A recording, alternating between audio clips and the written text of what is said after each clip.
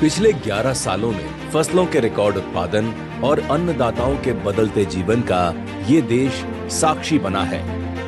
लेकिन अभी भी कुछ जिले ऐसे थे जो इस प्रगति यात्रा में पूरी तरह से शामिल नहीं हो पाए थे। और इसीलिए देश में ऐसा पहली बार होगा जब खेती में कम उत्पादन करने वाले भारत के 100 जिलों की तस्वीर को पूरी तरह से बदला जाएगा।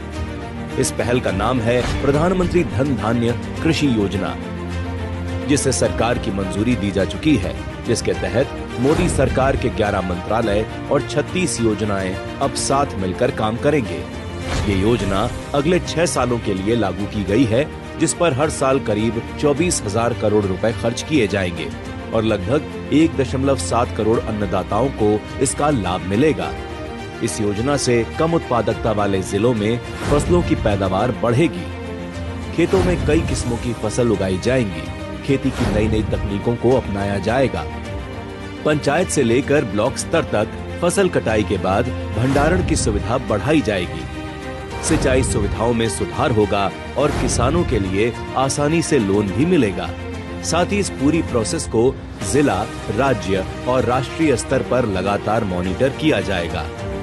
एक तरफ जहां किसान सम्मान निधि और फसल बीमा जैसी योजनाओं ने करोड़ों अन्नदाताओं की चिंताएं समाप्त की हैं, तो वहीं ये कदम आखिरी छोर पर खड़े किसान को भी मुख्य धारा में शामिल करने जा रहा है।